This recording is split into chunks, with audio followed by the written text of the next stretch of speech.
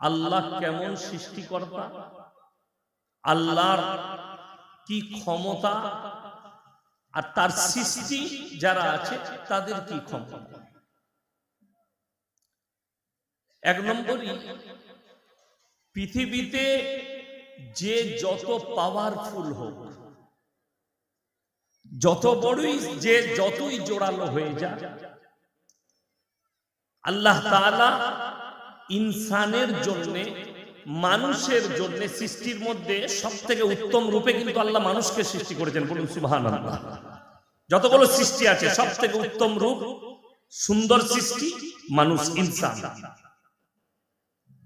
আল্লাহ তাআলা কোরআনে বলেছে, ইন্নাল ইনসানা খুলিকা হালুয়া, মানুষকে আমি অসহায় আর দুর্বল সৃষ্টি করেছি। একটা মানুষ সবল নয়। টাকা চলে আসুক, পয়সা চলে আসুক, শক্তি আসুক, তাতে লাঠির শক্তি হোক, গুলির শক্তি হোক, বারুদের শক্তি হোক, পৃথিবীর শক্তি হোক, মানুষ কিন্তু আল্লাহর কাছে দুর্বল। তার কয়েকটা প্রুফ দেব। নাম্বার 1, কোরআনে সব থেকে বেশি আল্লাহ যদি রাসূলের সঙ্গে কারণ কথা আলোচনা করেছেন, সেটা হচ্ছে হযরতে মুসা নবী এবং ফিরাউনের কথা। কোরআনে সবথেকে বেশি আলোচনা হয়েছে। আল্লাহ তাআলা ওহীর মাধ্যমে যে আলোচনা করেছেন রাসূল সাল্লাল্লাহু আলাইহি সাল্লামের সঙ্গে, সেটা সবথেকে বেশি করেছেন মুসা এবং ফিরাউনের কথা। ফিরাউন তার যুগে মিশরের মানুষকে বলেছিল, আলা রাব্বুকুমুল আ'লা, আমি সবথেকে দামি, আমি হচ্ছি তোমাদের রব, আমি আলা। পৃথিবীর মানুষ জানে, কোরআনে আছে, ইসলামের ইতিহাসে আছে, আল্লাহ ফিরাউনের মতো নেমখারাম এবং শক্তিশালী নেতার নিচুড়ে রস বার করে দিয়েছে। ঠিক কি না? গোটা পৃথিবীতে দৃষ্টান্ত। নমরুদ ইব্রাহিম আলাইহিস সালাতু ওয়াস সালামকে আগুনে নিক্ষেপ করতে চেয়েছে।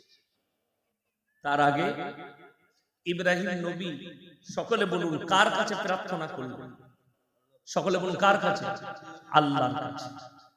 আল্লাহ তাআলা কোরআনে যখন ইব্রাহিম নবী আল্লাহর কাছে মদদ চাইলেন, আল্লাহ তাআলা আগুনকে একটা হুকুম জারি করলেন। কোরআনে আছে, কুলনা ইয়া নারু কুনি বারদাও ওয়া সালামান আলা ইব্রাহিম, আগুন তুমি ক্ষান্ত হও, তোমার হুকুম নেই, তুমি আমার ইব্রাহিমের একটা পশমকে জ্বালাতে পারবে না। জোরে বলুন সুবহানাল্লাহ। একটা পশম জ্বালাতে পারে না। এই নমরুদকে আল্লাহ তাআলা জিল্লাতের মৃত্যু দান করেছিলেন। এইটা কোরআনে আছে। এই দুজন যে নেমখারামের কথা বললাম, ফিরাউন এবং নমরুদ, এদের কথা আল্লাহ কোরআনে জিকির করেছেন, আলোচনা করেছেন রাসূলের সঙ্গে। এখন কিছু বেঈমান কাফের থাকবে, কিছু অমুসলিম ভাই থাকবে যারা বলবে আমরা কোরআনকে বিশ্বাস করি না। আছে না? না, এরকম লোক যে কোরআনকে বিশ্বাস করে অনেক আছে, যে আমি কোরআনকে মানি না, ছেড়ে দেবে। বর্তমানে একটা যুগ, এই 2025 সাল শুরুতেই বর্তমানে পৃথিবীতে 15,500-র মতো পরমাণু বোমা আছে। এটা গুনতিতে রাষ্ট্রসংঘের কাছে হিসেব 15,500। তার মধ্যে শুধু 5,500 পরমাণু বোমা রাশিয়ার কাছে আছে, 4,428টা পরমাণু বোমা আমেরিকার কাছে।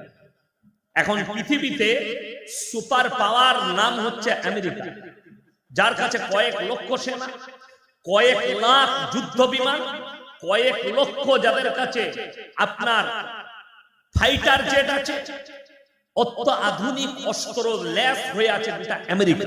কত যে মিসাইল আছে, কয়েক লক্ষ মিসাইল তাদের কাছে, আমেরিকার কাছে। দেখলে আল্লাহ তাআলা সুপার পাওয়ারের মতো দেশকে এই যুগে পৃথিবীর মানুষকে শিক্ষা দিলেন। শুধুমাত্র ক্যালিফোর্নিয়া জঙ্গলে একটা চিঙ্গারি লেগেছে, এই চিঙ্গারির দ্বারা গোটা ক্যালিফোর্নিয়ার জঙ্গল থেকে শুরু করে লস অ্যাঞ্জেলেস শহর সব পুড়ে ছাই। 75,000 সেনা 5 দিন আগুন নিবানোর পরে তারা হাঁটু গেড়ে দিলে সরকারকে বললে আমরা কুদরতি বালার কাছে হাঁটু গেড়ে দিলাম, এই আগুন আমাদের নিয়ন্ত্রণের বাইরে। জোরে বলুন সুবহানাল্লাহ। যে নিজেকে সুপার পাওয়ার বলছে, আল্লাহ তাকেও হাঁটু গাড়িয়েছে। এরপর অনেক মানুষ বলবে আমি তো, আমার কাছে টাকা আছে, পয়সা আছে। আমাদের দেশে সব থেকে বেশি ঘেরাটোপে থাকে প্রধানমন্ত্রী, তার জেড প্লাস বডিগার্ড, তার গাড়ি বুলেট প্রুফ, তার গাড়িটা। প্রধানমন্ত্রী বর্তমানে যে গাড়িটা চাপছে রঞ্চ রিভারের, ওই গাড়িটা 10.5 কোটি টাকা দাম। কত বললাম? 10.5 কোটি। যদি কেউ গুলি ছুড়ে কাছ থেকে AK-47 গুলি ভেদ করতে পারবে না, তার কাঁচে গুলি ভেদ করতে পারবে না, যেটা প্রধানমন্ত্রী চালায়।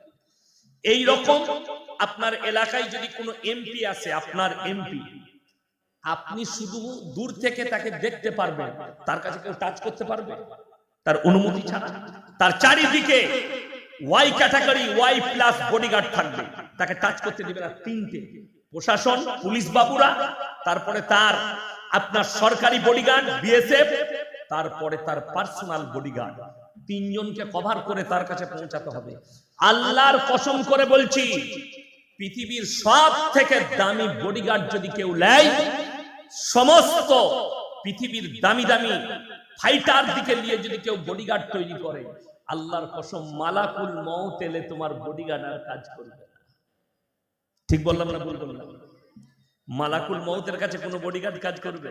কাজ করবে না। তার মানে দুর্বল পৃথিবীর প্রত্যেকটা মানুষ, নেতা, মন্ত্রী, বাদশা, প্রেসিডেন্ট, প্রধানমন্ত্রী, সবাই এক জায়গায় আমার আল্লাহর কাছে দুর্বল, সেটার নাম হচ্ছে মৃত্যু। তোমার কাছে এলে তোমার আর কিচ্ছু করার নেই। আল্লাহ এমন সত্তা, আল্লাহ বললেন মানুষ হচ্ছে ইন্নাল ইনসানা খুলিকা হালুয়া, আমি দুর্বল আর অসহায় করেছি। একটা মানুষও সবল। আমি স্টেজে বয়ান করছি, আলেম উলামারা বসে আছে, আমাদের সকলের মধ্যে কিছু না কিছু দুর্বলতা আছে। শারীরিক, পারিবারিক, সাংসারিক, অর্থনৈতিক, সামাজিক, যে কোনো দুর্বলতা আছে। ঠিক কিনা কথা বলে? এখানে আপনারা যারা বসে আছেন সকলের মধ্যে একটা না একটা দুর্বলতা আছে। এরপর আমি এখনো বয়ান শুরু করি না, বয়ান শুরু করেছি, আমি আল্লাহকে চিনি। এরপরে বয়ান শুরু করব। কেন? আমার বয়ান সবাই নিতে পারে না, এমনি আমি গাল খাই। হ্যাঁ, কিন্তু গালটা কোথায় খাই বলেন তো? আপনারা জানেন ফেসবুক আর ইউটিউবে। আচ্ছা, ফেসবুকে গাল দেওয়া সহজ না কঠিন? কে বলে কঠিন? সহজ। খালি লেখে ছেড়ে দিয়া, ইয়াসিন হারামির বাচ্চা, এটা লিখে দিয়া খালি, তাকে কেউ আটকাবে?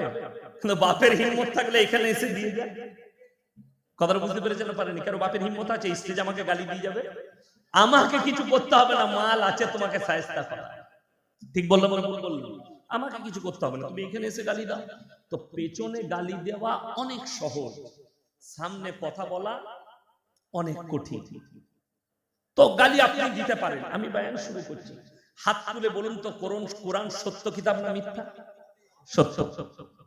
এখানে আমি শুধু নয়, আমার আব্বাজি অনেক কিতাব লিখেছে, বাংলা বই, বড় বড় মুহাদ্দিসরা বই লিখেছেন, শেখ মুশাইখরা বই লিখেছেন, কিতাব, বড় বড় সাহিত্যিক কবিরা বই লিখেছেন। একটা আমাকে কোন মৌলবীর, কোন মুহাদ্দিসের, কোন মুকাররিরের, কোন মুফাসসিরের, কোন সাহিত্যিকের একটা বই এনে দেখান যে বইটার মধ্যে প্রথম হেডিং এ লেখা আছে আমার লেখার মধ্যে কোনো ভুল নেই। এরকম বই কারো আছে? মাদ্রাসার লাইব্রেরি থেকে এক্ষুনি নিয়ে আসো, যে কোনো একটা মাসলার কিতাব থেকে, আরবি কিতাব, যেটা আনবে। কিন্তু আল্লাহর কসম খেয়ে বলছি, আল্লাহ রাব্বুল আলামিন কোরআনকে শুধু অবতীর্ণ করেননি, কোরআনের ব্যাপারে সূরা বাকারায় প্রথমেই বললেন যালিকাল কিতাবু লা রাইবা ফি, আমার এই কোরআনে বিন্দু মাত্র সন্দেহের কোনো অবকাশ নেই। জোরে বলুন সুবহানাল্লাহ। এটা আল্লাহ পৃথিবীর মানুষকে বিশ্বাস করালেন কোরআনে। এরপর আমরা সকলে বলছি আমরা কোরআনকে বিশ্বাস করি, ঠিক কিনা কথা বলে? আমি আজকে প্রমাণ দিয়ে যাব, এই ভারতে যদি 30 কোটি বর্তমানে মুসলমান থাকে, 10 কোটি মুসলমান আছে কিনা এটাও সন্দেহ আছে। যদি বলেন প্রুফ দিয়ে যান, আলেম উলামারা আমার কথা আজকে গড় করবে।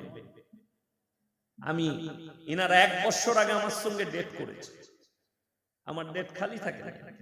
আঁধি মহিলা মাদ্রাসা থেকে আমার সঙ্গে দেখা করলে আমি বললাম ভাই এখন ডেট করলে সামনে বছরে ডেট পাবে, নাহলে পাবে না। তো যাই হোক, আমি যেটা আপনাদেরকে বলতে যাচ্ছি যে আলেম উলামারা ভালো করে গড় করবে। কোরআনে আপনারা বললেন হাত তুলে, কোরআন সত্য কিতাব। ইমানদারির সঙ্গে বলুন তো সুদ খাওয়া হারাম না হালাল? হারাম। তার মানে এই থানাটা কোন থানা? বড়োয়া থানা। এই থানায় তাহলে একটাও মুসলিমদের মধ্যে সুদখোর নাই? কথা বলে না? আছে না নাই? আছে। কোরআনে আছে ওয়াহাল্লাল্লাহুল বাইয়া ওয়া হাররামার রিবা, আমি আল্লাহ তোমাদের জন্য সুদকে হারাম করেছি, ব্যবসাকে হালাল করেছি। ব্যবসা হালাল, ব্যবসা রাসূলের সুন্নাত, কিন্তু সুদ হারাম।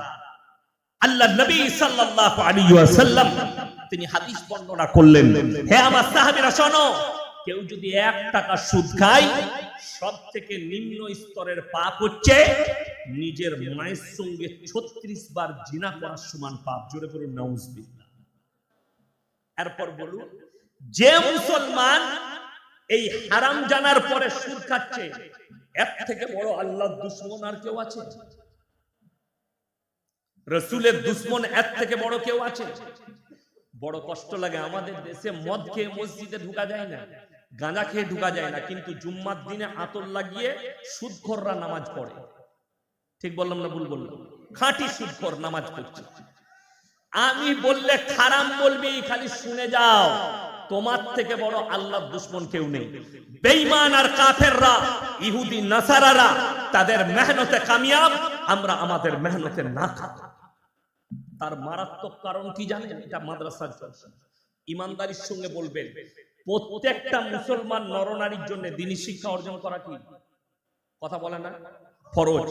আমি চ্যালেঞ্জ ছুড়ে বলে গেলাম, শুধু এই বড়া থানা নয়, গোটা মুর্শিদাবাদ জেলায় যদি এই আলেমরা সমীক্ষা করে, 100 জনের মধ্যে 80 জনের কাছে দ্বীনি শিক্ষা নেই। ঠিক বললাম না ভুল বললাম? কেউ যদি বাপের বেটা বলেন যে আপনি ভুল বলেছেন, আমি তোমার দ্বারাই প্রমাণ করাবো স্টেজে যে তোমার কাছে দ্বীনি শিক্ষা নেই। ফরজটা কতটা? মৌলবি হতে হবে? কোন আলেম বলে গেল?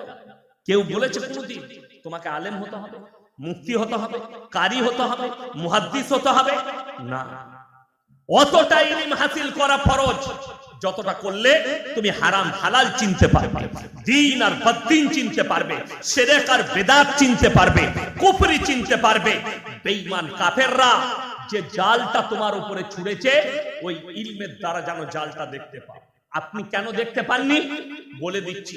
মুসলমানকে কিভাবে অন্ধ করেছে? আজকে প্রত্যেকটা বাড়িতে বাড়িতে সুদ ঢুকিয়েছে বেঈমান কাফেররা। তার নাম বন্ধন লোন আর গ্রুপ লোন। আপনাদের এখানে নাই? মেলা আছে, ভালো। তবে কি বলে দিই, গ্রুপ লোনে একটা লাভ হয়েছে। কি লাভ বলুন তো? মায়েরা 10 জন মিলে গ্রুপ করেছে, তাদের মধ্যে একজন হেড হয়, আর 9টা মেয়ে তাকে ম্যাডাম বলে আসছে। মনে করেন আমার বিরাট ব্যাপার, এমনি ম্যাডাম হতে পারিনি, সুদ খাবার ম্যাডাম হয়েছে। নাউজুবিল্লাহ। ইমানদারির সঙ্গে বলবেন, আমাদের সমাজে সব থেকে কম বেতন কার? কথা বলে না? ইমামদের সব থেকে কম। আচ্ছা, স্টেজে ইমাম সাহেব কে কে আছেন? হাত তুলে। আমার পাশে এটা আবার আমার ক্লাস ফ্রেন্ড হযরত মোল্লা মরহুম হুরমান সাহেব মুর্শিদাবাদী। আমাকে কোলে করে মানুষ করেছেন। আমার আব্বার মাদ্রাসায় তখন পড়াতেন, তখন মুবারক হয়তো ছোট ছিল। ইনার আব্বা এ আমার সাথী, একদম বিছানার সাথী। তো এও ইমামতি করে। আপনি মাদ্রাসা শিক্ষক, আপনি এমনি এই যে ইমাম ইমামদের বেতন তো, ইমাম দিকে চিনতে পাচ্ছেন এলাকার ইমাম ইনারা। একটা ইমামের জন্য দেখিয়ে দেন যে তার বউ তাকে 6000 বেতন দেন। ইমাম সাহেবের বউ কোমরে কাপড় গুঁজে পেট বার করে পিঠ বার করে গ্রুপ লোন করতে যাচ্ছে, যাই না? এরপর বলুন, শুনেন, পার্থক্য বুঝিয়ে দিচ্ছি আপনাকে, আপনি শুনে যান পার্থক্যটা। ইমাম সাহেবের বেতন 6000, আর আপনার স্বামী, হে আমার মা, হে আমার বোন, তোমার স্বামী প্রত্যেক দিন 700 টাকা রোজগার করে টোটো চালিয়ে, 3-7-21,000, তারপরেও তোমাকে পেট পিট বার করে একটা বেঈমান কাফেরের সামনে গিয়ে মাথা চুল খুলে চেহারা দেখিয়ে লীলজ্জা হয়ে তোমাকে গ্রুপ লোন করতে হচ্ছে, বন্ধন লোন নিতে হচ্ছে। জানবে তোমার পয়সায় আল্লাহ বরকত দেয়নি। রাসূল আকরাম সাল্লাল্লাহু আলাইহি সাল্লামের হাদিস, যারা আল্লাহর রাস্তায় আর দ্বীনের পথে থাকবে, আল্লাহ মৃত্যুকাল পর্যন্ত ইজ্জতের রুজি দান করবেন। জোরে বলুন সুবহানাল্লাহ। ইজ্জতের রুজি, ইজ্জতের রুজি মানে আমাদের দেশের লোক বুঝে না, মনে করে যার টাকা আছে সেই মাত্র ভালো মন্দ খায়, তাই না? এটা লোকে মনে করে যে ওদের টাকা বেশি, ও বড় লোক, ও কোটিপতি, ও ভালো খায়। যাদের এটা মনে হচ্ছে না, তারা ফজরের নামাজটা বহরমপুরে পড়বেন, গঙ্গার ধারে। কোথায় বললাম? গঙ্গার ধারে, বহরমপুর। আর ফজরের নামাজের পরে দেখতে পাবেন 100টা বড় লোক আন্ডার প্যান্ট পরে ছুটছে। কি হলো বে? ডাক্তারে বলেছে 4 কিলোমিটার হাঁটবি।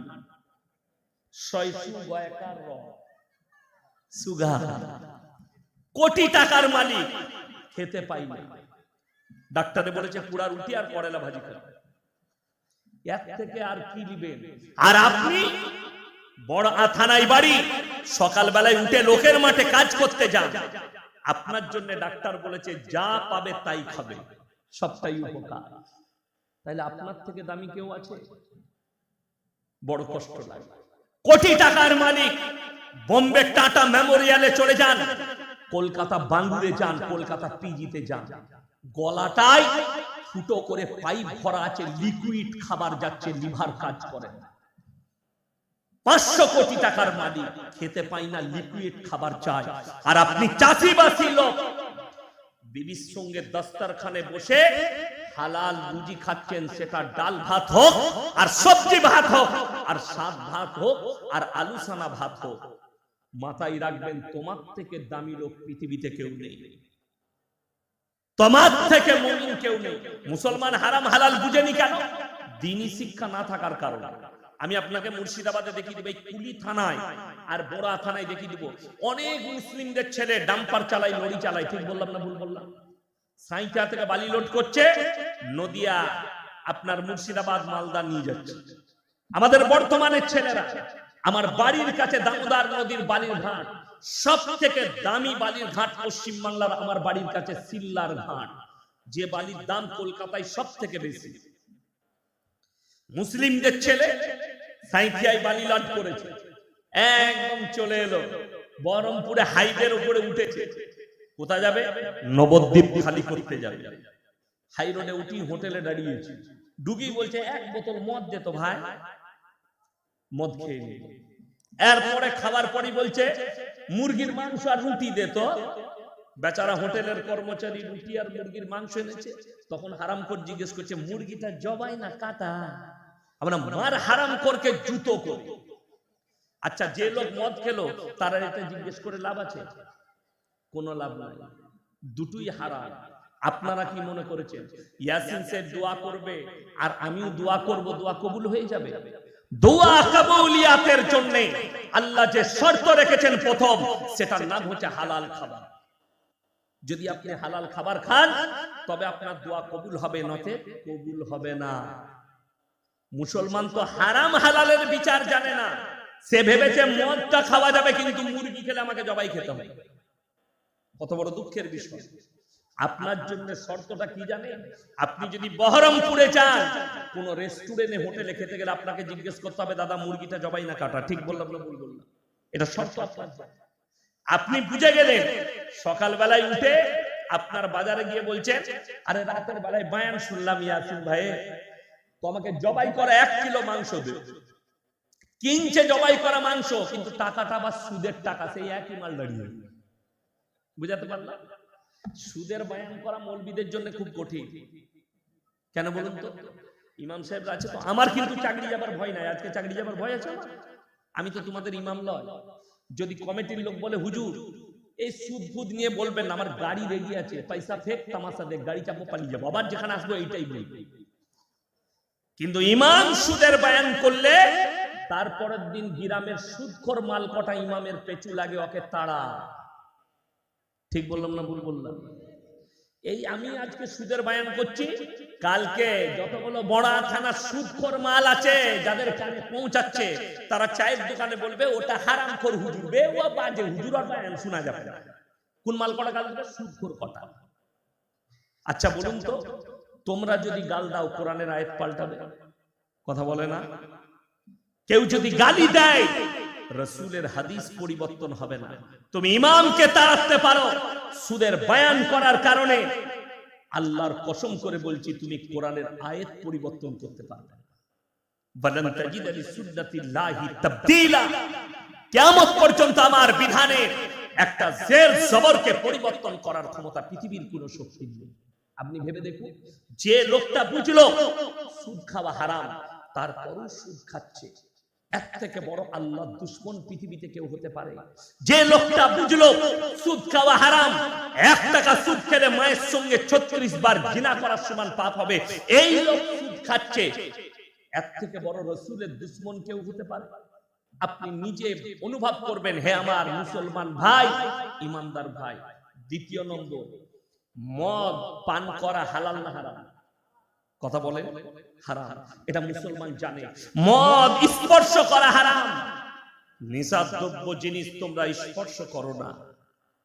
আপনাকে দেখিয়ে দেব এই মুর্শিদাবাদে, এই বড়া থানায় দেখিয়ে দেবো হারামখোর মুসলমান মদও খাচ্ছে, মদ বিক্রিও করছে। ঠিক বললাম না ভুল বললাম? তাহলে এর থেকে বড় আল্লাহর দুশমন আর কে হতে পারে? যে জানে মদ হারাম অথচ মদ বিক্রিও করছে, মদ খাচ্ছে। আপনি জানেন আপনার ধর্মকে একটা অমুসলিম ভাই কতটা রেসপেক্ট করে? ওটা মুর্শিদাবাদ জেলায় প্রমাণ পাবে। আমি সেদিনে বলে এসেছি। গত পরশু আমি হরিহর পাড়ায় ছিলাম, কালকে হরিহর পাড়ায় ছিলাম। কালকে বলেছি যে বহরমপুরে উঠো, আপনি এই রোডে গিয়ে বহরমপুরে উঠবেন, কুলিকান্দি হয়ে বহরমপুরে উঠেন, হাইওয়ে ধরে নেন, বাইপাস পার করবেন, তারপরে আছে পলসন্ডার মোড় আছে না? না, পলসন্ডা হাইওয়ের উপরে।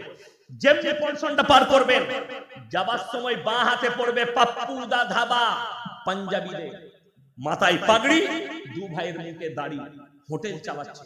তার হোটেলে বোর্ড লাগানো আছে 3টে মারাত্মক, 3টে বোর্ডই মুসলমানের ইমান বাঁচানো। নাম্বার 1, মদ পান করা নিষিদ্ধ। নাম্বার 2, মদ বিক্রি নিষিদ্ধ। নাম্বার 3, নো স্মোকিং, ধূমপান নিষিদ্ধ। 3টেই আপনার ইমান বাঁচানো। অথচ ও জানে আমি যেখানে ব্যবসা করছি এটা 75% মুসলমান আছে যাদের কাছে মদ স্পর্শ করা হারাম, তাই আমার মদ ব্যবসা করা যাবে না। অথচ আপনাকে তার হোটেল থেকে 10-15 কিলোমিটারের মাথায় হোটেল দেখাবো মুসলিমদের, হারামখোর মদও খায়, মদও বিক্রি করছে। আপনি কাকে গালি দিন? আল্লামা ইকবাল ওই জন্য বলেছেন, ইস ঘর কো আগ লাগি ঘর কি চিরাগ। মুসলমান তোমরা নিজেদের ঘরে নিজের আগুন ধরিয়েছ। লটারির টিকিট হালাল না হারাম? হারাম। হারাম বলছেন তো? আপনাকে আমি বড়া থানার কাছে ওই বাজারটাই দেখিয়ে দেবো, মুসলমান কাটছে, মুসলমান বিক্রিও করছে। ঠিক বললাম না ভুল বললাম? সব থেকে বেশি লটারির টিকিট বিক্রি হয় পশ্চিম বাংলায়। মুসলিম আবাদি জায়গাগুলোয়, মুসলিম গ্রামগুলো, যে শহর টাউনটাই, যে বাজারটাই মুসলিমের আবাদি বেশি, সেই টাউনে আপনি একটা হিন্দু গ্রামে লটারির দোকান দেখাতে পারবেন না। আর আপনাকে মুসলিমের প্রত্যেকটা চায়ের দোকানে একটা করে কাউন্টার দেখিয়ে, চায়ের দোকানে। আপনি জানেন হারাম, তারপরও আপনি কারোবার করছেন। এর থেকে দুঃখ কি আছে? এর থেকে বেদনা আর কি আছে? ওই জন্যই তো আপনি অবাক হবেন। আচ্ছা বলুন তো, সবাই বলুন, তকদিরের মালিক কে? জোরে বলুন। আল্লাহ। যদি তকদিরের মালিক আল্লাহ হয়, ভাগ্যের মালিক যদি আল্লাহ হয়, আপনি ভাগ্য পরীক্ষা করছেন একটা কাগজের দ্বারা। দেখবেন দোকানে গিয়ে মিলুচ্ছে, এক ঘরে লেগে ছেড়ে গেল, তাহলে 1 কোটি লেগে গেল, 1 নম্বরে লেগে ছাড়া গেল। বলে না? বলে না? এই যে বললেন। আবার অনেকজন দোকানে গিয়ে বলে, ভাই আমাকে 20-র ঘরটা দিবি তো, ওটা আমার লাকি নম্বর। এর থেকে বড় শিরকি কথা আর কিছু নেই। কেউ যদি লটারির উপরে বিশ্বাস করে এই লটারি আমার ভাগ্য পরিবর্তন করবে, এর দ্বারা ভাগ্য পরীক্ষা করব, সঙ্গে সঙ্গে তার ঈমান চলে যাবে, ধ্বংস হয়ে যাবে। হারাম। আপনি হালালে বিশ্বাসী নন। মুসলমান আজকে হারামের উপরে বিশ্বাসী হয়েছে, তার কারণ আপনার কাছে দিন নাই। বেঈমান কাফের আপনার মাথার উপরে চেপে বসেছে। তা না হলে গোটা পৃথিবীতে তাকিয়ে দেখুন, 250 কোটি মুসলমান আছে, 47টা মুসলিম রাষ্ট্র, 60 লাখ ইহুদি মাত্র। নিরীহ মুসলমান ফিলিস্তিন আর গাজার তারা দাঁড়িয়ে মার খাচ্ছে। গোটা পৃথিবী নীরব হয়ে বসে আছে। যাদের কাছে সামরিক বাহিনী, সামরিক হাতিয়ার, তারপরও বসে আছে। তার কারণ কি? তার কারণ হচ্ছে মুসলমান, অন্য কেউ নয়। তাদেরকে যে মার খাওয়াচ্ছে মুসলমান, অন্য কেউ নয়। আপনাকে অনুরোধ করে বলে যাচ্ছি, 5 ওয়াক্তের নামাজ পড়া ফরজ না ফরজ নয়? ফরজ, এটা সব মুসলমান জানে। অথচ দুঃখের কথা বলে দিই, 5 ওয়াক্ত নামাজ পড়া ফরজ। আমাদের সমাজে 100 জনের মধ্যে 80% থেকে বেশি লোক বেনামাজি। ঠিক বললাম না ভুল বললাম? যার নামাজ নাই তার ইসলাম নাই, রাসূল বলেছে। অথচ আমাদের সমাজের কিছু লোককে পাবে বড়া থানায়, বাজারে, কুলি বাজারে কিছু লোক বসে কি ফুটানি করে, আমরা নামাজ না পড়তে পারি, রোজা না রাখতে পারি, আমার মতো ভালো লোক পাবি না। এরকম মাল আছে না? নাই? অনেকজন আছে। গ্রামের মধ্যে আমি ভালো আছি, তাদেরকে অনুরোধ করে বলছি, শোনো, যারা বলে আমরা নামাজ রোজা না করতে পারি, আমরা ভালো লোক, তাদেরকে অনুরোধ করে বলে যাচ্ছি, তোমরা একটু কোরআনটাকে ফলো করবে। আবার আল্লাহ রাব্বুল আলামিন কোরআনে বললেন, হে আমার নবী, পৃথিবীর মানুষকে বলো, কিয়ামতের দিনে দুটো রাস্তায়, একদিকে জান্নাতীরা প্রবেশ করবে আর একদিকে জাহান্নামীরা যাবে। জান্নাতীরা প্রশ্ন ছুড়ে দেবে, ফি জান্নাতি ইয়াতাসালুনা আনিল মুজরিমিনা মা সালাকাকুম ফি সাকার, তোমরা কেন জাহান্নামে যাচ্ছ? তোমরা তো বলতে আমরা ভালো লোক, আমরা ভদ্র লোক। তাদের 1 নম্বর উত্তর হবে, ক্বালু লাম নাকু মিনাল মুসাল্লিন, আমরা নামাজি মুসল্লিদের মধ্যে ছিলাম না। এটা মারাত্মক উত্তর। তাই আল্লাহ আমাদেরকে জাহান্নামে পাঠিয়েছে। আমাদের দেশের লোক বলছে নামাজ পড়বো না, রোজা রাখবো না, অসুবিধা নেই, কোন যত রকমের পাপ আছে করব, কিন্তু ইয়াসিন হুজুর যখন এসে দোয়া করে দিবে, জান্নাত রেডি করে দেবে। তাই না?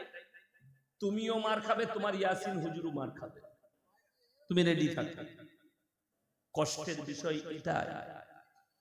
জীবনে নামাজ পড়লেন না আর বলছেন আমি ভদ্রলোক। তারা উত্তর দেবে, ক্বালু লাম নাকু মিনাল মুসাল্লিন, আমরা নামাজীদের মধ্যে ছিলাম না, ওয়ালাম নাকু নুতিমুল মিসকিন, আর আমরা মিসকিনকে খানা খাওয়াইতাম না, তাই আল্লাহ জাহান্নামে পাঠিয়েছে। ইমানদারির সঙ্গে সবাই বলেন 5 ওয়াক্তের নামাজি হব, জোরে বলুন ইনশাআল্লাহ। আচ্ছা, ফরজ রোজা কেউ যদি ইচ্ছাকৃতভাবে ছেড়ে দেয়, গুনাহ আছে না নাই? সারা জিন্দেগি রোজা রাখলে একটা রোজার মাসুল দিতে পারবে না। আচ্ছা, কেউ যদি শবে বরাতে রোজা না রাখে, কোনো গুনাহ আছে? কোন বাপের বেটা মৌলবি যদি এখন স্টেজে এসে বলে দেয় গুনাহ আছে, আমি জীবনে আর মুর্শিদাবাদ জেলায় বক্তব্য দেব না। জীবনে যদি বলে কেউ শবে বরাতে রোজা না রাখলে গুনাহ আছে। কিন্তু আমাদের দেশে মাইকে এলান হয়। গত বছর আমাকে একজন মহা ফোন করে বলছে, হুজুর শবে বরাতের কি নিয়ত করব নামাজের? আমি বললাম, তুই নিয়ত করবি কালকে মরব। আমি জানি তুই কোথায় পাবি, খোঁজগা। আমি জানি না, ওই নিয়ত আমার জানা না। শবে বরাতের নামাজ কত দুঃখ লাগে, অথচ জিজ্ঞেস করুন ফরজ নামাজ পড়েন। কষ্ট এইটা আমাদের দেশে। আচ্ছা, কেউ যদি মসজিদের সামনে উজু করে দাঁড়িয়ে থেকে ইচ্ছাকৃতভাবে ফরজ নামাজ ছেড়ে দেয়, এটা বড় গুনাহ না বড় গুনাহ না? বড় গুনাহ। আপনাকে দেখিয়ে দেবো প্রত্যেকটা গ্রামে, আপনি লক্ষ্য করবেন, আমি আজকে বলে যাচ্ছি, কাল থেকে পরীক্ষা করবেন। মাইয়াত হয়েছে যান, জোহরের নামাজের পরে জানাজা, কিছু হারামখোর উজু করে দাঁড়িয়ে আছে, ও শুধু জানাজা পড়বে আর বাকি মসজিদে ফরজ। ঠিক বললাম না ভুল বললাম? অথচ ও মনে করেছে আমার জন্য জানাজাটা পড়া জরুরি। যে ফরজ নামাজ পড়লো না, তোর জানাজা পড়ে কিছু লাভ হবে না। কেন? যদি বলেন কেন লাভ নাই, ও তো কিছুই জানে না। আমাদের দেশে 3টে কোয়ালিটির নামাজি আছে। কটা বললাম? 3টে। একটা হচ্ছে জুম্মা, একটা হচ্ছে 5 ওয়াক্তের, আর একটা হচ্ছে ঈদ আর বকরা ঈদ। পুরো বছর নাই, খালি ঈদ আর বকরা ঈদে আসবে। ঈদের দিনে লাপাই কোন মালগুলো বেশি? ওইগুলোই লাপায়। কষ্টটা বলে দিই, আমি যেখানে নামাজ পড়াই বর্ধমানে 15টা গ্রাম নামাজ পড়ে আমার কাছে। একজন এসে বলছে হুজুর নিয়তটা বলবেন। আমি বললাম খানাটা জানিস? না কিছুই যাই না। আমি তুই গিয়ে খালি মাথা ঠো, তোর এমনিও হবে না। কত কষ্ট লাগে, কত দুঃখ লাগে যে এক ওয়াক্তের নামাজ পড়ে না, কিন্তু ঈদের দিনে বলছে হুজুর নিয়তটা বলে দে। সারা জিন্দগি নামাজ পড়লো না, ঈদের দিনে মারামারি করছে নামাজ পাইনি বলে। কি দরকার? যে সারা বছর নামাজ পড়েনি তার ঈদগায় যাওয়া আর না যাওয়া দুটোই সমান। আমি বলে যাচ্ছি, তুমি গেলেও যান না গেলেও দুটোই সমান। আমার ভাই, আপনি নামাজের গুরুত্ব বুঝলেন না, রাসূল বুঝালেন নামাজের গুরুত্ব, আল্লাহ কোরআনে বুঝালেন। তারা দুঃখ করে বলবে ক্বালু লাম নাকু মিনাল মুসাল্লিন, আমরা নামাজীদের মধ্যে ছিলাম না, তাই আল্লাহ আমাদেরকে জাহান্নামে পাঠিয়েছে। আর তুমি গর্ব করে বলছো আমি নামাজ পড়ি না কিন্তু জান্নাতে যাব। তুমি গর্ব করে বলছো আমি ভালো লোক, আমি ভদ্র লোক। আমার ভাই, তোমার সব ভদ্রতা মেনে নিলাম, এক জায়গায় ভদ্রতা ঢেকে গেল। কোথায়? তুমি নামাজি নও, মুসল্লি নও, দিনদার নও, তোমার সব কিছু ঢেকে গেল। মুসলমান জানে। তারপর সবাই বলুন পর্দা করা ফরজ না ফরজ নয়? ফরজ। দুঃখটা কোথায় জানেন? আপনি 1 টাকা চকলেটের আপনি ইজ্জত বুঝেছেন। 1 টাকার একটা চকলেট কেউ যদি ছাড়িয়ে প্লেটে করে রাস্তায় রেখে বিক্রি করে, আপনি কিনবেন না। ধুলো পড়েছে, মাছি বসে গেছে, এটা নোংরা হয়ে গেছে। আপনি 1 টাকা দামি একটা চকলেটের মূল্য আপনার কাছে বেশি, অথচ আপনার বিবি, আপনার বিটি, আপনার মা বোন পেট পিট খুলে বেপর্দা ভাবে বাজারে ঘুরছে, সেটাতে আপনাকে লজ্জা লাগে? আপনি ভেবে দেখুন। অথচ আপনি জানেন পর্দা করা ফরজ, অথচ আপনি পর্দা করতে পারেন না। আজকে শুনেলেন বিপদের ঘাঁটিটা কেমন। আপনি যে মা বাবা ভাবছেন আজকে একটা ছেলে যদি টিউশন কামাই করে, মা মারে না? মারে না? মা মারে। কেন টিউশন কামাই করেছো? তোমার আব্বা পয়সা দিচ্ছে, পয়সা খরচা হচ্ছে, টিউশন কামাই করেছো, বড় কষ্ট লাগে। অথচ সেই ছেলে 12 বছরের পর থেকে 20 বছর বয়স হলো, জীবনে নামাজ পড়তে যায়নি। মা কোনোদিন বলেনি নামাজ কেন পড়ছো, তার বাবা কোনোদিন বলেনি নামাজ কেন পড়ছো না। এই মা বাপ আল্লাহর কাছে পাকড়াও হবে না? হবে না? কঠিন ভাবে পাকড়াও হবে। আপনি নিজের সন্তানকে নামাজের দাওয়াত জীবনে দিলেন না, ওই জন্য বেঈমান কাফেররা সুযোগ পেয়েছে। এই যে মোবাইল কত ডেঞ্জার জানেন? গ্রামটার নাম আমার মনে পড়ছে। আজ থেকে 6 বছর আগে আমার মাদ্রাসায় প্রোগ্রাম ছিল, ছোট প্রোগ্রাম। বাইরে থেকে একজন মোল্লা এসেছিলেন, একটা প্রোগ্রাম রেখেছিল। তো আমি মাদ্রাসায় ব্যস্ত, হঠাৎ করে আমার গিন্নি বাড়ি থেকে ফোন করছে যে আপনি একবার বাড়িতে আসুন। কেন? মুর্শিদাবাদ থেকে একটা মেয়ে চলে এসেছে। আমি বললাম আল্লাহ, গোলমালটা আমার নাকি? ভয়ে ভয়ে গেলাম, গিয়ে দেখছি আমি বাড়ি কোথায়? এই কুলি থানার আশেপাশে, কুলির আশেপাশে, থানাটা কিন্তু কুলি থানা। কি ব্যাপার?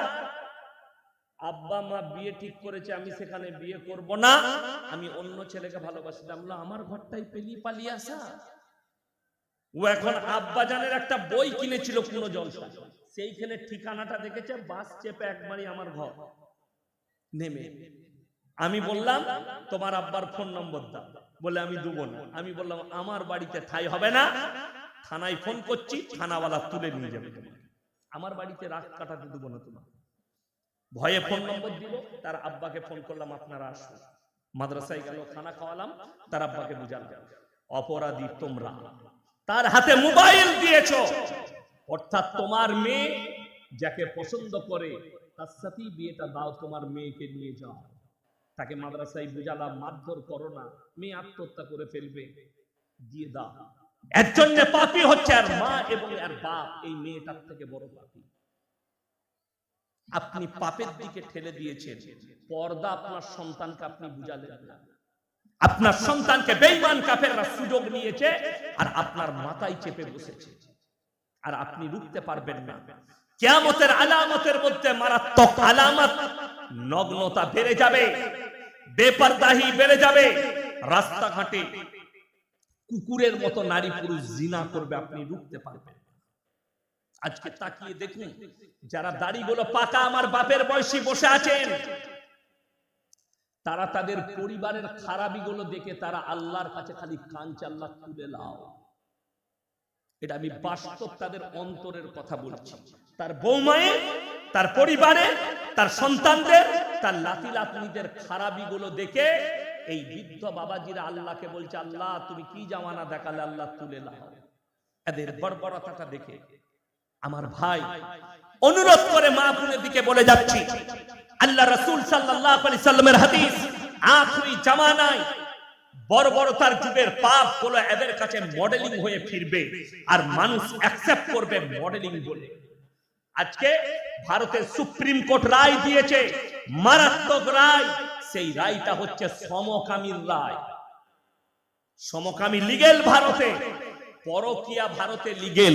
আর জানেন, হে আমার মুর্শিদাবাদের মা বোন, নদিয়া, মুর্শিদাবাদ, মালদার মা বোনেরা শোনো, সব থেকে বেশি পরকীয়ায় জড়িত এই মুর্শিদাবাদ নদিয়ার মেয়েরা। স্বামী দুবাইয়ে থাকে, স্বামী কেরলে থাকে, স্বামী আরবে থাকে, স্বামী কুয়েতে থাকে, স্বামী কাতারে থাকে, বিবিকে পয়সা পাঠাচ্ছে, এই এসো আরাম করছে, আর পরকীয়ায় লিপ্ত হয়ে আছে। হে আমার মা বোন, যদি তোমার মনে হয় আমার স্বামীকে আমার কাছে প্রয়োজন, তাহলে ডাল আলু খাও, স্বামীকে বলো এখানে টাকা ইনকাম করবে, এখানেই করো, তুমি আমার রাত্রে প্রত্যেকদিন আমার বিছানায় থাকবে। আর যদি মনে করো তাদেরকে বাইরে পাঠাবো, তারা ইনকাম করবে আর আমি জিনায় লিপ্ত হব, আল্লাহর কসম করে বলছি তুমি জাহান্নামের জন্য রেডি হও। এটা কিয়ামতের মারাত্মক আলামত। পরকীয়া লিগেল হবে, বর্বরতার যুগের পাপ। আজকে সমকামীকে লিগেল করেছে বেঈমান কাফেররা।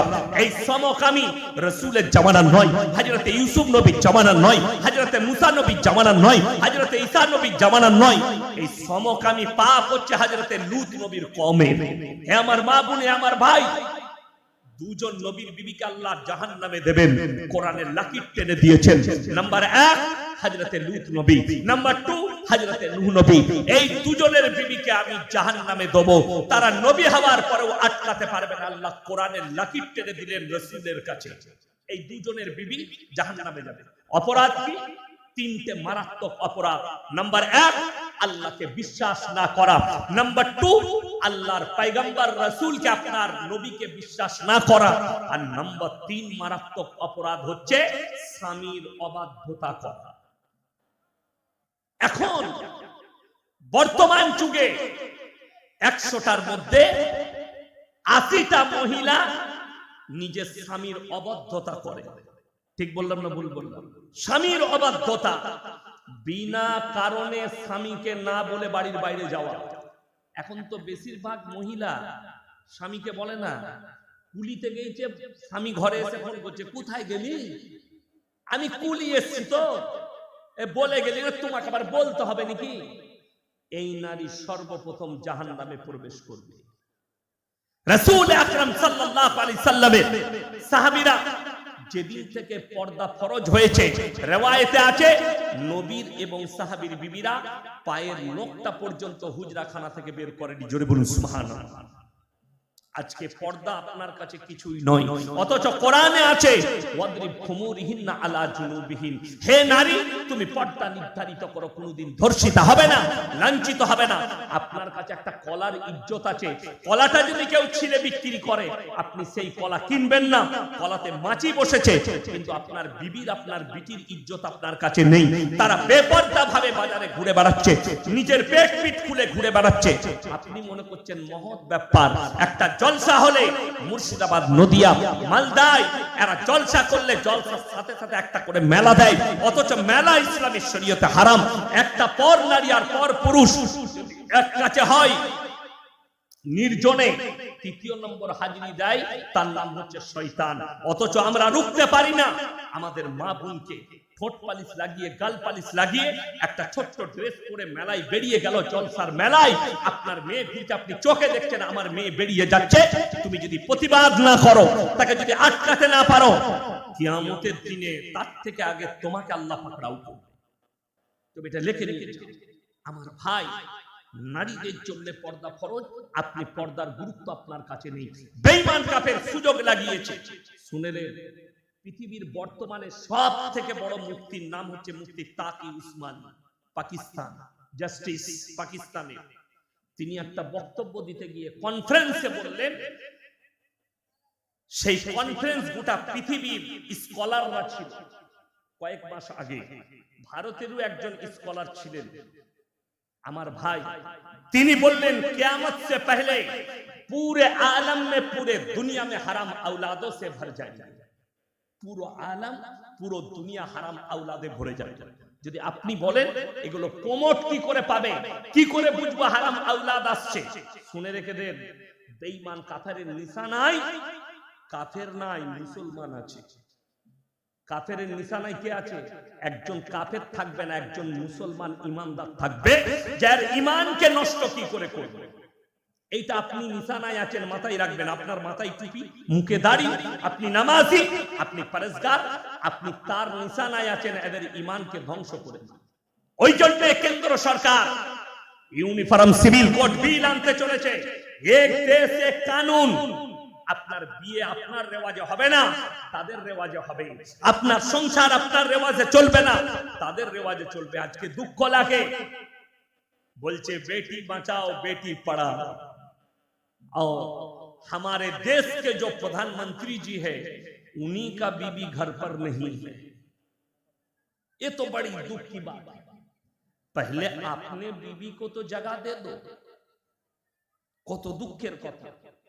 जोगी जी, आप तो निकाह नहीं कि, आपने तो शादी नहीं की, इसके ऊपर भी कानून होनी चाहिए।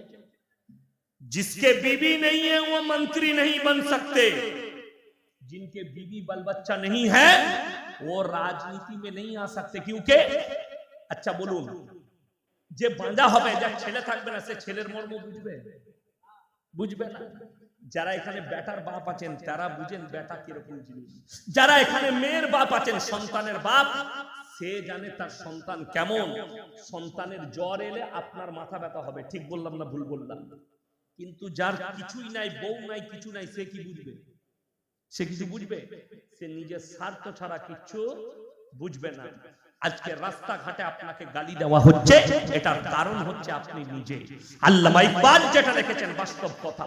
ভারতবর্ষে যতগুলো মুসলমানের দুশ্মন, জেনে রেখে দিবেন, সব কটা মুসলমান ঘরে জন্ম নিয়েছে। নাজিয়া ইলাই খান কলকাতা বাগুইআটিতে বসে আছে, বিজেপি আর আরএসএস এর দালাল। গলায় কুত্তার পাট্টা পরিয়েছে, প্রতিনিয়ত দাড়ি টুপি, মাদ্রাসা মসজিদকে গালি দিচ্ছে। আমি চ্যালেঞ্জ ছুড়ে গেলাম, আজকে মাদ্রাসার জলসা, যারা আমাদেরকে মাদ্রাসা ছাপ বলে, চ্যালেঞ্জ ছুড়ে যাচ্ছি। এই বড়ুয়া থানার যতগুলো শিক্ষিত আছেন, ডাক্তার, মাস্টার, প্রফেসর, ইঞ্জিনিয়ার, আপনাদেরকে বলে দিলাম আমরা মাদ্রাসা ছাপ। কিন্তু আপনাকে একটা চ্যালেঞ্জ ছুড়ে যাচ্ছি, এই গোটা ভারতবর্ষে একটাও মুসলমানদের বৃদ্ধ বৃদ্ধাশ্রম আছে? কথা বলবেন? যদি কেউ এই স্টেজে প্রমাণ দিতে পারেন, আমার পকেটে যা টাকা বেরোবে তাকে দিয়ে দেবে। একটাও নেই। তার কারণ কিসের বরকতে? স্কুল, কলেজ আর ইউনিভার্সিটির বরকতে নয়, ডাক্তার মাস্টারের বরকতে নয়, আল্লাহর কসম আমার রাসূলের বরকতে, দাড়ি টুপির বরকতে, মাদ্রাসা মসজিদের বরকতে, কোরআনের বরকতে ভারতে একটাও নেই। তার কারণ কি? কোরআন আদেশ দিয়েছে, ইম্মা ইয়াবলুগান্না ইনদাকাল কিবার আহাদুহুমা আও কিলাহুমা ফালা তাকুল লাহুমা উফিন ওয়ালা তানহারহুমা ওয়া কুল লাহুমা কাওলান কারীমা। হে আমার নবী, বলে দাও, তোমাদের মা বাবা যখন বৃদ্ধকালে বৃদ্ধাক্যে পৌঁছাবে, তোমরা এমন করে খিদমত করবে যেমন তোমাদের শিশুদের লালিত পালিত করেছে। জোরে বলুন না সুবহানাল্লাহ। একটা মৌলবীর মা যদি কোনো বৃদ্ধ বৃদ্ধাশ্রমে দেখাতে পারে, আমি আসেন জীবনের বক্তব্য রাখবো। শুধু তাই নয়, এই মাদ্রাসায় আপনারা অনেকজন আচ্ছা, আসার পরে বাথরুমে গেছেন অনেকজন, আমিও গেছি। আমি বাথরুম সেরে এখানে এলাম স্টেজে। হাত তুলেন তো কে কে বাথরুমে গেছেন, হাত তুলেন। আমি বাস্তব কথা একটা ভালো জিনিস বলবো, হাত তুলেন। অনেকজন বাথরুমে গেছেন। একজনা বলুন তো, বাথরুমের ভেতরে নিরোদের প্যাকেট দেখতে পেয়েছেন? পাননি। সেক্সের ট্যাবলেটের পাতা দেখতে পাননি। মদের বোতল দেখতে পাননি। শুধু এই মাদ্রাসা নয়, আমি বলে দিচ্ছি দলগত ভাবে দেওবন্দি, বেরেলি, আহলে হাদিস, ফুরফুরা যে মাদ্রাসাতেই যাবে, কোন মাদ্রাসার বাথরুম থেকে তুমি এই সমস্ত খারাপ জিনিসগুলো বার করতে পারবে না। ঠিক বললাম না ভুল বললাম? আর আমি চ্যালেঞ্জ ছুড়ে যাচ্ছি, এটা আমাদের মৌলবীদের কথা নয়। নিউজ 18 বাংলা, এবিপি আনন্দ, রিপাবলিক, একটা কুকুর রঞ্জন না ময়ূর রঞ্জন আছে, ওর নাম রেখেছি আমি কুকুর রঞ্জন। কি বললেন? চাচ্চক। ভারত আর বাংলাদেশের সম্পর্ক খারাপের জন্য দায়ী হচ্ছে মিডিয়া, এটা মাথায় রাখবে। এবং ইসলামের বিরুদ্ধে সবথেকে বেশি ষড়যন্ত্র করেছে এই রিপাবলিক টিভি। প্রতিনিয়ত মিথ্যাচার। আর একটা ইউটিউবার বেরিয়েছে, সে দেখছি কয়েকদিন আমার নাম লিখছে। তার নাম হচ্ছে শফিকুল, আরামবাগ টিভি। ওই ইউটিউবার ভাইরাল হবার জন্য আমার নাম ইউজ করছে, অথচ আমি চ্যালেঞ্জ ছুড়ে বললাম এই মুসলমানই নয়। আমার 15 থেকে 20 বার চ্যালেঞ্জ ছুড়লাম, সে হারামখোরের হিম্মত নাই আমার সঙ্গে বসে। আমি বলেছি তুমি আরামবাগ থানায় বসো, আরামবাগ থানার আইসি যিনি আছেন, যে আমাকে টিকিট লাগবে, আল্লাহ হালাল রুজি দিয়েছে, মাদ্রাসা চালায়, মাদ্রাসায় আছি, লোকের সেবা করছি, হ্যাঁ, সে যে দলেরই নেতা হোক, সে যদি ভালো কাজ করে আমি তার পক্ষে আছি। আর যে দলেরই নেতা হোক, সে যদি ইসলামের বিপক্ষে বলে আমি তার বিরুদ্ধে। আপনাদের মুর্শিদাবাদের এক হারামখোর নেতা এই বছরে হেরে গেছে। আমার সঙ্গে জলসায় ছিল বেলডাঙ্গার মাটিতে, জলসার স্টেজে, মাদ্রাসার জলসা, 10 লক্ষ টাকার চেক দিয়েছে মাদ্রাসাকে। এবং কি বলেছে জানেন?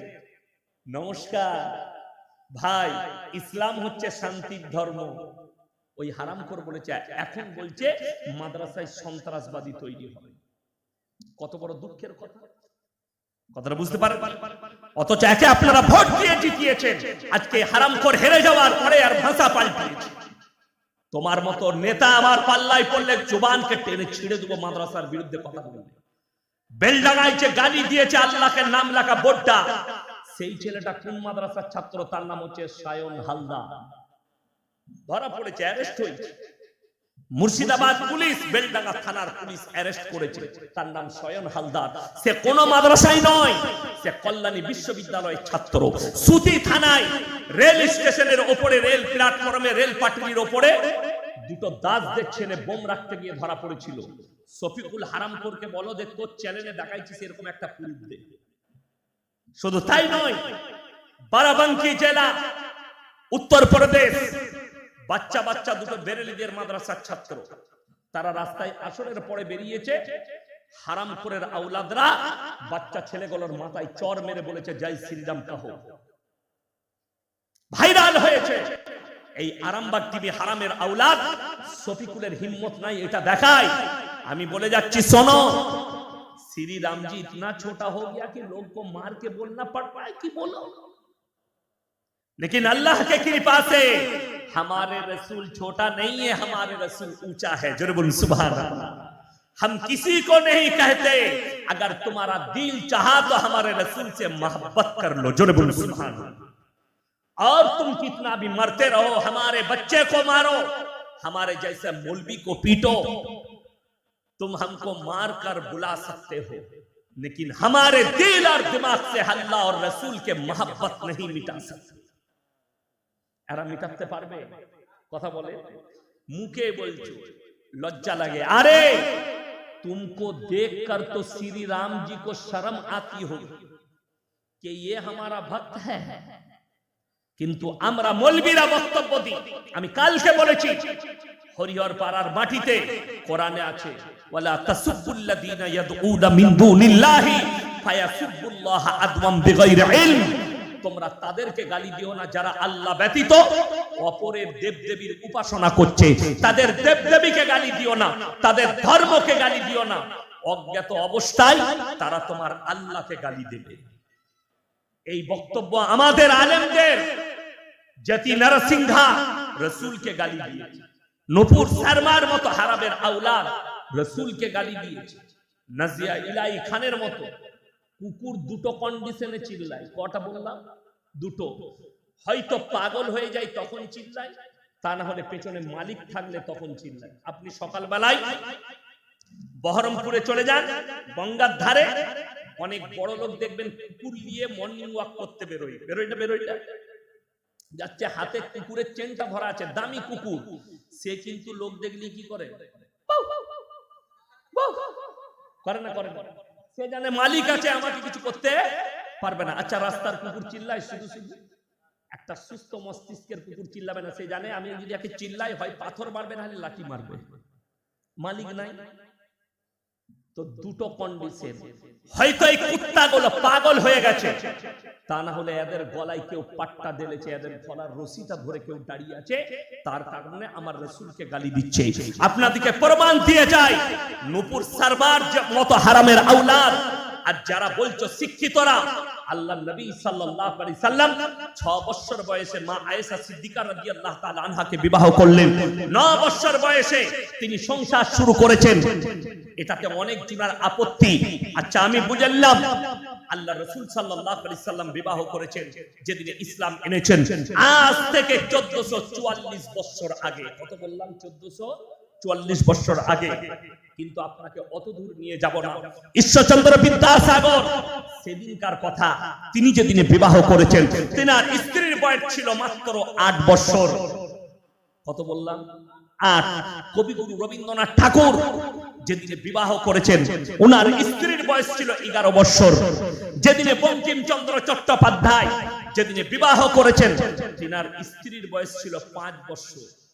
अगर अपने बाप की औलाद है तो इन सब को बलात्कारी बोलकर दिखा।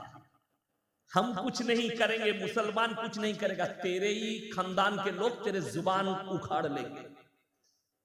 আমাদের আপত্তি নেই, আমরা মুসলমানরা আপত্তি করি না, আমাদের মৌলবীদের কোনো আপত্তি নেই। কিন্তু তুমি বলছো এই মাদ্রাসায় আপনি একটা দলিল দেখাতে পারবেন না। অথচ দুঃখের সঙ্গে বলছি, যাদবপুর বিশ্ববিদ্যালয়ে 6 মাস আগে একটা ছেলে আত্মহত্যা করেছে। হোস্টেলের মধ্যে মিডিয়া পৌঁছেছে, প্রশাসন পৌঁছেছে, যাচ চলছে, এখনো কেস চলছে। ওই যাচের সময় ক্যামেরা চলেছে, নিউজ 18 বাংলা খবর সম্প্রচার করছে, এবিপি আনন্দ রিপাবলিক। এটা দেখুন, এটা যাদবপুরের বাথরুম, হোস্টেলের বাথরুম। হোস্টেলের বাথরুম থেকে নিরোদের প্যাকেট পাওয়া গেছে, সেক্সের ট্যাবলেটের পাতা পাওয়া গেছে, মদের বোতল পাওয়া গেছে। এটা একটা কলেজ আর ইউনিভার্সিটির কথা বলছি, যাদবপুর বিশ্ববিদ্যালয়ের কথা। তুমি আমাদের একটা মাদ্রাসার মক্তবের ছাত্র ওইখান থেকে পাবে না। জোরে বলুন সুবহানাল্লাহ। মাদ্রাসায় ওই শিক্ষাই দেওয়া হয়, এরা জিনার শিক্ষা দেয়। তারা ক্যামেরা লাগাতে বাধা দিয়েছে প্রশাসনকে, কলকাতা প্রশাসনকে। ক্যামেরা লাগাতে পারবে না কেন? এরা জানে স্টুডেন্ট গুলো ক্যামেরা লাগিয়ে দিলে আমরা জিনা করতে পাবো না, আমরা ডান্স করতে পাবো না, আমরা মদ খেতে পাবো না। অথচ কোরআন 1444 বছর আগে আল্লাহ রাব্বুল আলামিন বলে দিলেন, হে আমার নবী, পৃথিবীর মানুষকে জানিয়ে দাও, ওয়ালা তাকরাবুজ জিনা ইন্নাহু কানা ফাহিশা ওয়া সাআ সাবিলা। ব্যভিচার করা তো অনেক দূরের কথা, যে রাস্তায় ব্যভিচার হয় সে রাস্তার ধারে পাশে তোমরা যাতায়াত করো না। জোরে বলুন সুবহানাল্লাহ। জানোয়ারের মধ্যে আর মানুষের মধ্যে পার্থক্য আছে না? কিসের পার্থক্য? শিক্ষা। আপনারা কতটা ভুলে আছেন শুনেলে। আল্লাহ কিন্তু এই পার্থক্য দেয় নাই। আল্লাহ এই পার্থক্য দেয় নাই। পার্থক্যটা কোথায় বলে দিই। আজকে আমি ইয়াসিন জলসা করতে এসেছি আপনাদের এখানে। আমাকে যদি কেউ জিজ্ঞেস করে, ইনি যদি জিজ্ঞেস করেন আপনি কে, আমি আমার বাবার নাম বলবো না মায়ের? বাপের। আপনাদেরকে যদি আমি কেউ জিজ্ঞেস করি তুমি কে, সে বাপের নাম বলবে না মায়ের? বাপের। বাবা যদি মরে যাও তাও বলবে আমি মৃত অমুকের সন্তান, ঠিক কিনা? কথা বলে তাও বলবে। আপনাদের এখানে ছাগল আছে না? আচ্ছা, ছাগলের বাচ্চা হলে পাঁঠার বাচ্চা বলেন না ছাগলের? গায়ের বাচ্চা হলে ষাঁড়ের বাচ্চা বলেন না? গায়ের বাচ্চা। ইনসান আর জানোয়ারের যে পরিচয়, ইনসানের পরিচয় আল্লাহ দিয়েছেন বাপের দ্বারা, আর জানোয়ারের পরিচয় ঘটিয়েছেন মায়ের দ্বারা। আজকে যাদের কাছে গুগল আছে সার্চ করুন, আমেরিকা, লন্ডন, জাপান, জার্মান, উত্তর কোরিয়া, দক্ষিণ Korea, China, Brazil, Australia, Spain, যতগুলো বেঈমান কাফেরের দেশ আছে তারা তাদের পার্লামেন্টে পাস করিয়েছে, এরপর থেকে যদি কোনো ছেলে মায়ের পরিচয়ে বাঁচতে চায় সে বাঁচতে পারবে, বিবাহের প্রয়োজন হবে না। তারা নাম দিয়েছে রিলেশনশিপ। বেঈমান কাফেররা ঠান্ডা মাথায় আপনাকে জিনা করাচ্ছে। আমাদের সন্তানকে, কলেজ ইউনিভার্সিটির সন্তানকে আমরা বুঝতেই পারি না। তারা নাম দিয়েছে 14ই ফেব্রুয়ারি ভ্যালেন্টাইন ডে, কাজ হচ্ছে জিনা করা। তারা নাম দিয়েছে রোজ ডে, কাজ হচ্ছে জিনা করা। তারা নাম দিয়েছে চকলেট ডে, কাজ হচ্ছে জিনা করা। তারা নাম দিয়েছে কিস ডে, কাজ হচ্ছে জিনা করা। আপনি আমি ভাবি জিনা করা মানে হচ্ছে শারীরিক সম্বন্ধ। না, জিনাটা শুধু শারীরিক সম্বন্ধ নয়, হাতের জিনা, চোখের জিনা, নফসের জিনা, মুখের জিনা, কানের জিনা, পায়ের জিনা, শারীরিক জিনা। আপনি যদি চোখের দ্বারা কোনো মেয়ের উপরে খারাপ নজর দেন, এই মেয়েটাকে জিনা করলে ভালো হতো, এটা চোখের জিনা। আর যদি আপনার নফস বলে এই মেয়েটার সঙ্গে আমার মিলামিশা করলে ভালো হতো, আমার যুবক দিকে বলি, বিবাহের আগে অনেক যুবক নিজের যৌবনকে হারিয়ে ফেলাচ্ছে, যার কারণে তাদের দাম্পত্য জীবন সুখী নয়। সেদিন আমাকে প্রশ্ন করেছিল কোন বয়সে বিয়ে করতে হয়। আমি বললাম 50 পেরুলে করবি, যাতে ছেলে না হয়। কি বলবো? আর আমি বলে যাচ্ছি, উপযুক্ত বয়সে সন্তানের বিবাহ দেন, সন্তানরা বিবাহ করো, বিবাহের মজা পাবে। কথাটা বুঝতে পারেন? বিবাহের মজা পাবে। বলছে ছেলে নিজের পায়ে দাঁড়া, হারামখোর, ও নিজের পায়ে দাঁড়াতে দাঁড়াতে ওর সব শেষ হয়ে যাবে। এটা ইসলাম না। বিবাহের উপযুক্ত হলে, রুজির মালিক সকল বলুন কে? আল্লাহ। আমি যখন ফারেক হয়ে এলাম, আমার প্রথম চাকরি আমার আব্বাজি পাঠালেন বর্ধমানে। খাগড়াগড় কাণ্ড ঘটেছিল, শুনেছিলেন? বোমবিলাস, ওখানে একটা মাদ্রাসা আছে, ওই খাগড়াগড় মাদ্রাসার শিক্ষক ছিলাম। তো প্রথম বছরই আমার বিয়ে। তো আমি বললাম 2-4 বছর চাকরি করি, কিছু টাকা আসুক। আমার আব্বাজি বললে রুজির মালিক আল্লাহ, তুমি বিবাহ করো। বিশ্বাস করুন, তখন আমার বেতন ছিল 2000 টাকা। কত বললাম? 2000। তো সেই দিনে যে বরকত পেয়েছি, আজকেও সেই বরকত আছে। কেন? যারা বিবাহ করবে তারা শুনে লাও, যাকে তুমি নিজের বিবি করে আনবে সে নিজের রুজি মেপে আসবে তোমার কাছে। কথাটা বুঝতে পারেন? সন্তান যে পেটে আসছে, মায়েরা শুনে যান, যে আসবে সে নিজের রুজি মেপে আসবে। এই জন্য কোরআনে মারাত্মক আল্লাহ উপদেশ দিয়েছে, ওয়ালা তাকতুলু আওলাদাকুম খাশিয়াতা ইমলাক নাহনু নারযুকুহুম ওয়া ইয়াকুম। দরিদ্রতার ভয়ে তোমরা তোমাদের আওলাদকে কতল করো না। এটা কোরআন। অথচ আপনি রুজির মালিক নিজেকে ভেবে বসে রেখেছেন যে আমার একটা বাচ্চা আছে, আর একটা হলে তাকে কি করে মানুষ করব। এইটা যারা করবে সে যদি তাহাজ্জুদ গুজার হয়, তারপরও তার ঈমান নাই। মাথায় রাখবেন। আমার ভাই, আপনাদেরকে অনুরোধ করে বলছি, বেঈমান কাফেরের হাত থেকে নিজেদেরকে বাঁচাবো। সকলে জোরে বলুন ইনশাআল্লাহ। তারা জিনায় লিপ্ত করাচ্ছে, আমরা বুঝতে পারি না।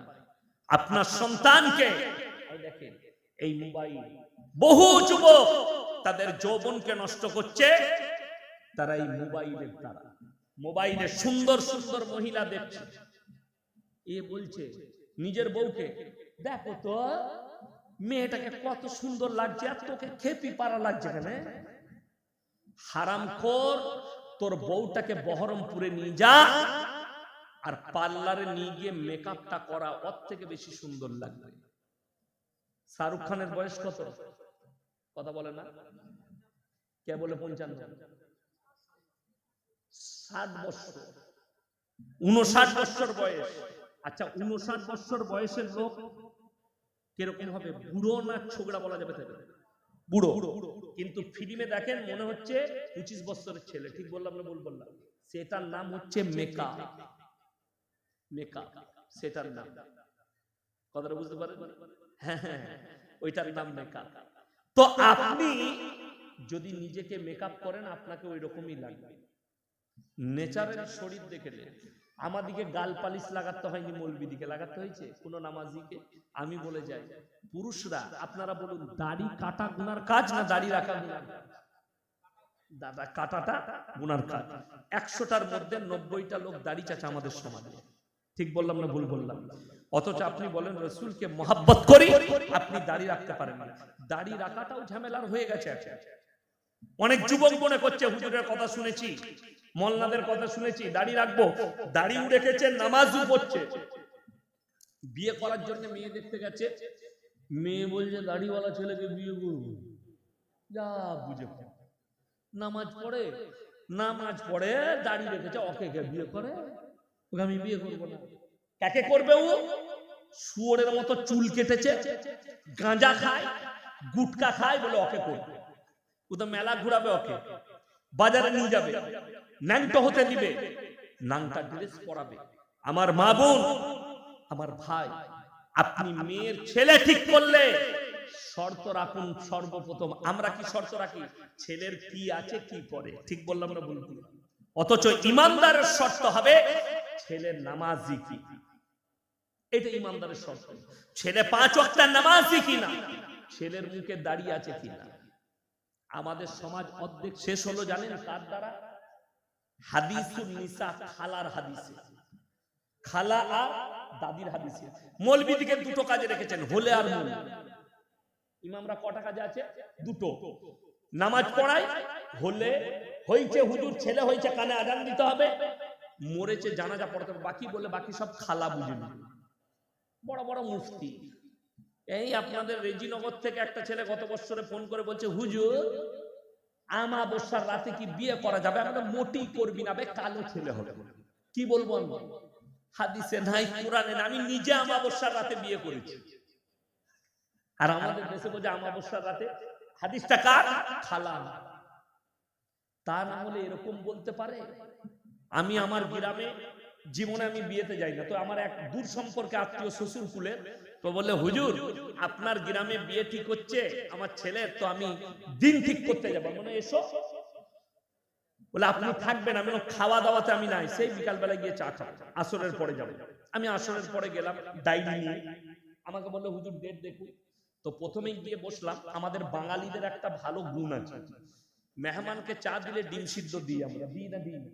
হ্যাঁ, চা, বিস্কুট, পাঁপড়, ডিম সিদ্ধ, চানাচুর আমরা দিই। তো আমি দেখলাম বিস্কুট দিয়েছে, চানাচুর দিয়েছে, পাঁপড় দিয়েছে, ডিম নাই। আমি মনে মনে করলাম আল্লাহ ভুলে গেছি নাকি। তারপরে মনে করলাম পয়সা নাই নাকি কিনা। যাই হোক, ওটা হয়ে গেল। ছেলের বাপ বললে হুজুর ডেট দেখুন।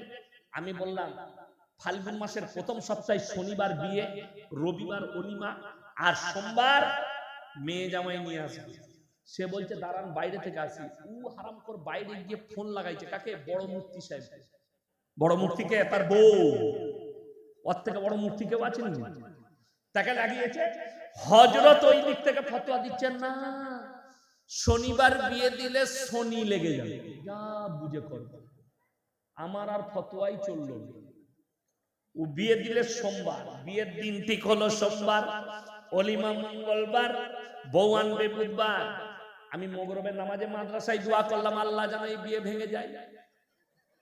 কসম বলছি দোয়া করেছি, আল্লাহর কসমেই দোয়া করেছি, আল্লাহ তুমি এই কুসংস্কার আর কুফরির বিয়েকে তুমি ভেঙে দাও, যেন এদের আকীদা ঠিক হয়। ঠিক 4 মাস পরে বলছে হুজুর বিয়ে ভেঙে গেছে। আমরা আলহামদুলিল্লাহ। আমরা এরপর তোর বউকে ফতোয়া জিজ্ঞেস কর, সোমবার করে নিবি, এরপরে কি করে কুটা লেগে গেল। কথাটা বুঝতে পারলি? শনিবার শনি লাগবে, সোমবার কি করে শনিটা লাগবে? এর থেকে বড় শিরকি ভাষার কিছু নেই। সমস্ত কিছুর মালিক সকলে বলুন কে? আল্লাহ।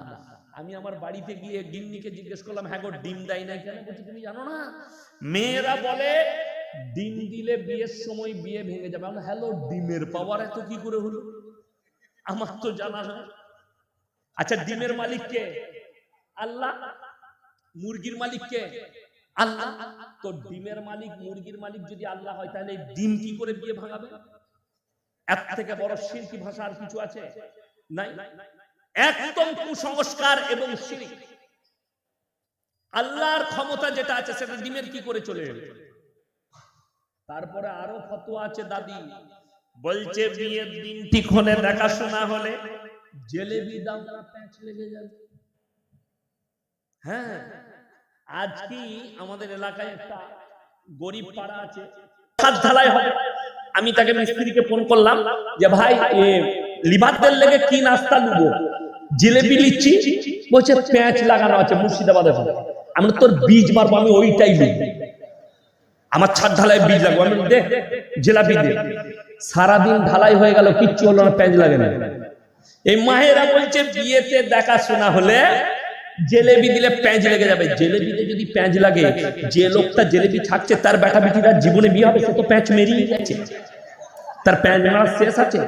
কে বুঝাবে? এর থেকে বড় কুসংস্কার আর কিছু নাই। আমার মায়েরা দুঃখ ওইটাই।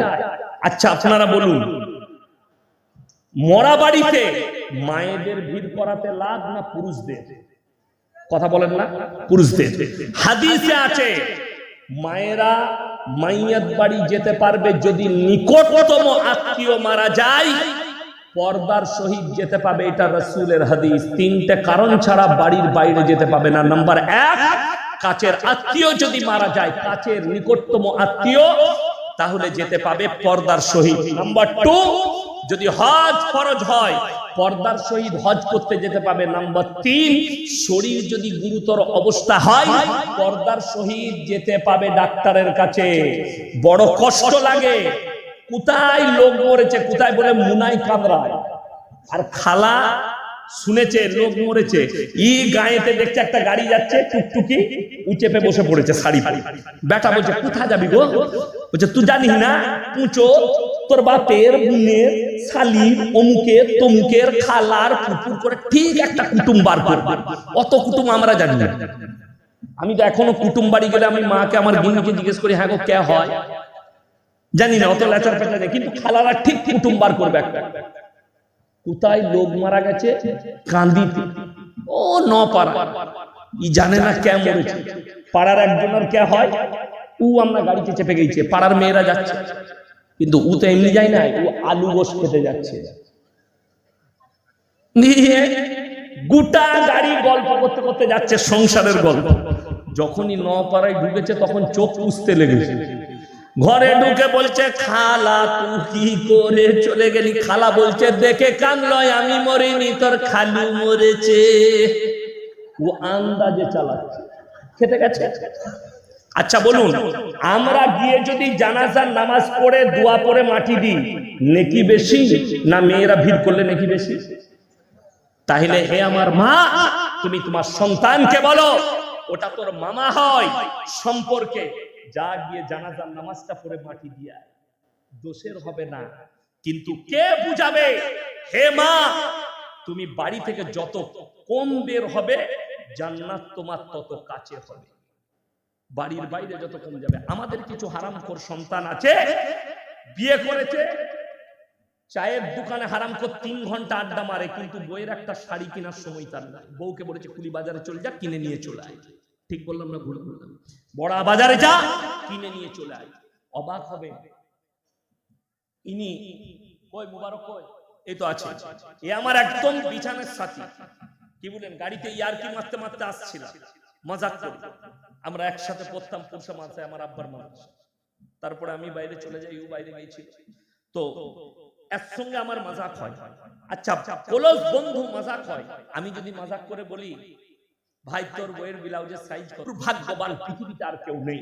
যদি আপনার বন্ধুর কথা আপনার বরদাস্ত না হয়, আপনার বিবি নিজের মুখে বলছে এটা তো বন্ধু